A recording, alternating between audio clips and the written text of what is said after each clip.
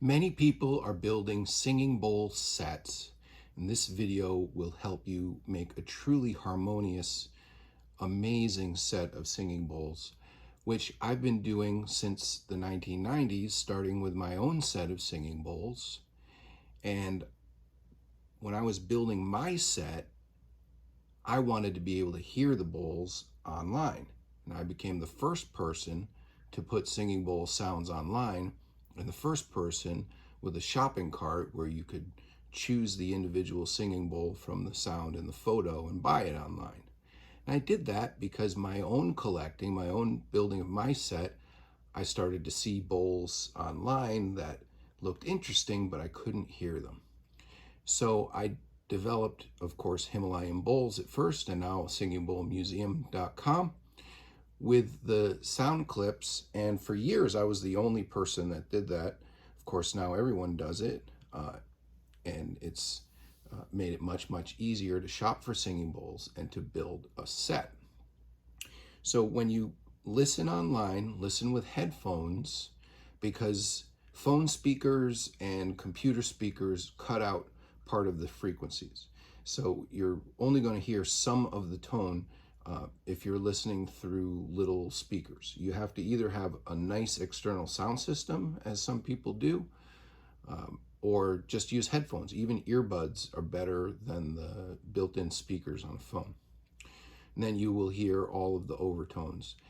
Singing bowls, antique singing bowls, and handmade bronze singing bowls produce 3 audible tones, as well as other frequencies outside our hearing range, but you're listening for 3 tones: the low fundamental, the lowest tone that the bowl produces, the middle tone, which is an octave higher, and that's the second harmonic, is it's called, and then the third tone is the third harmonic, which is an octave again higher. So ideally they're about a fifth apart.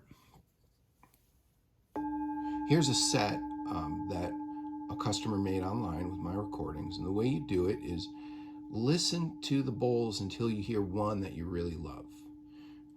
Spend as much time as you want. There are a lot of options. This customer started with this bowl, which is a beautiful medium lingam bowl, really fine, beautiful condition, old antique. And she loves that one, and then I helped her choose a second bowl that she also liked. She had a couple that she was deciding between, and this one I thought resonated the nicest with this bowl. If you can hear the higher tones, if I make it play it a little more sharp, you can hear them a little more. The way the high harmonics interact is pretty nice with these, is very nice with these.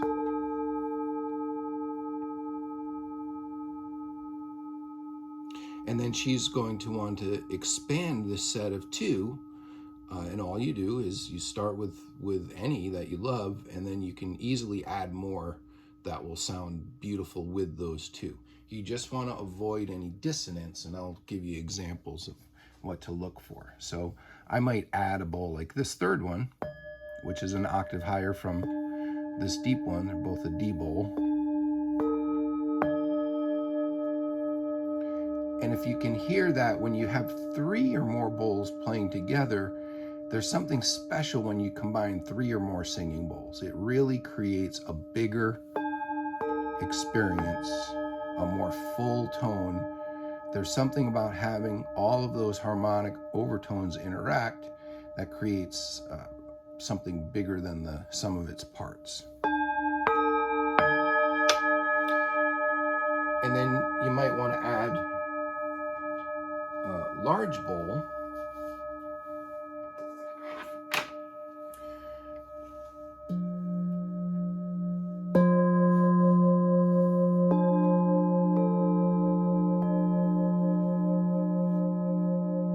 And again, I'm listening to those high harmonics as well as the fundamental tone. People want to know, is it a C, a D, an E? Well, actually, they're producing a chord of tones, and you want to match up all of those tones and make sure that they sound pleasing. So I'm listening to that higher tones, how they interact with the tones of this bowl and all of the bowls together. Oops. So that's one option, and if you listen and listen, you may find some others that you like. Here's another option that's a little different. This is actually an octave deeper. It's also a D.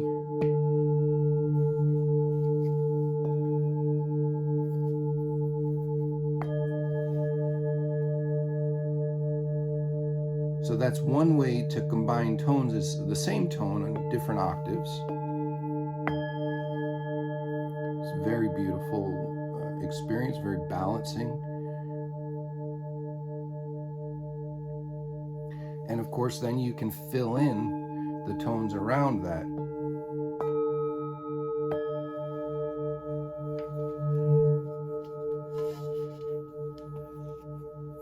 Here's another that fits in.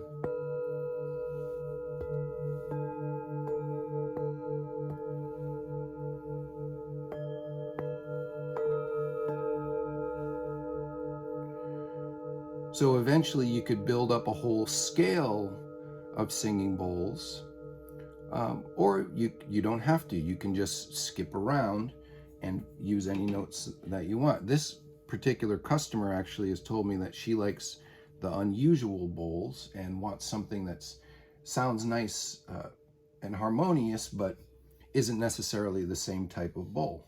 So she might look for bowls that are a different style, but that sound nice with it. That's actually the same tone. Very close. So you can hear that too. Are they the same? How different are they? Here's a different kind of bowl. Now there's an example of a little bit of a clash. They sound very interesting together, but it's not exactly harmonious.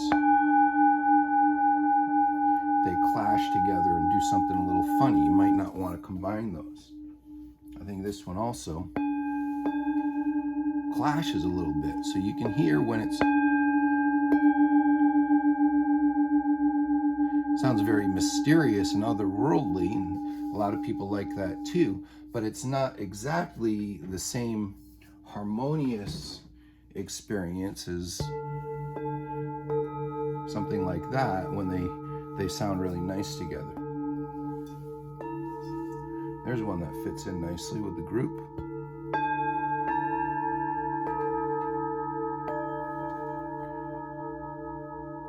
So you can create all kinds of rich textures and combinations. There's really no rules to it. What you can do also is just make a scale, which is the obvious thing that many people do, is you have bowls that just go in a straight line.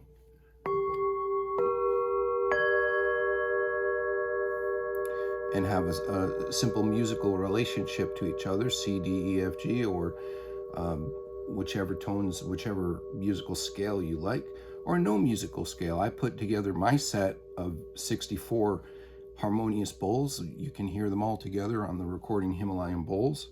That's the one that you see the picture of the big circle of bowls with me and on the red carpet.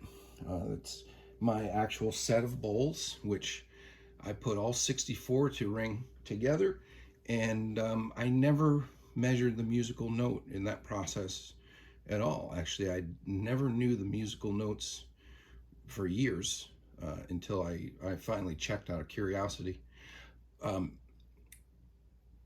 But it isn't a simple scale either. It's like a weird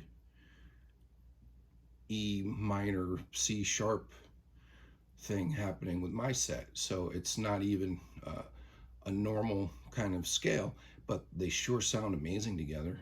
You can hear, and I can play all 64 of them together, which is no small accomplishment, to get all of those different harmonics sounding nice.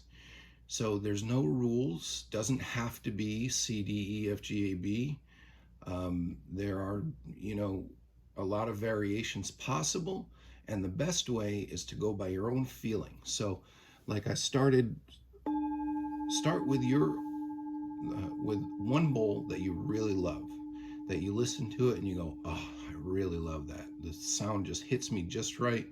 It feels really nice. It sounds comfortable to me. It sounds right to me. Um, should really be moving to you, because that's the experience that most people have. Some people like me just like them all. And if you like them all, that's great too. But you got to start somewhere. So start with something special that you really love. It's always better to buy fewer high quality bowls. Often people will, if you get really into it, you'll end up wanting to trade up. So it's better to start with the best quality that you can. Even if that means starting with fewer bowls, you don't have to get a big set of 8 or 12 bowls to start. If you ever do, 3 or more really is special. Singing bowls traditionally are used in pairs, which is also very nice. I have a lot of pairs that seem like they were really made together to be pairs. And the largest set I know of is my own set of 64.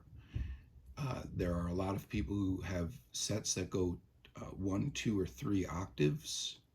So, 16 or 24 bowls, 8 bowls, 3 bowls. There's any number of combinations you can do. They can skip around or they can stay close to each other. Skipping around is something more like that. Sorry, that's slipping now. Or a straight line, more like a scale, where one tone is close to the other. And that just means putting more space between the bowls, between the singing bowl sounds. And actually, that's easier to make a set. The more space you put in between, the more forgiving it tends to be, up to a point. So it's easiest to match a large, a medium, and a small. See, those, I didn't try to do that. Those just happen to match.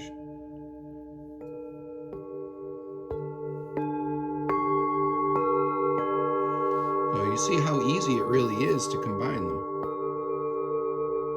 I could put all of these bowls that I just picked up, and I really didn't try to do that.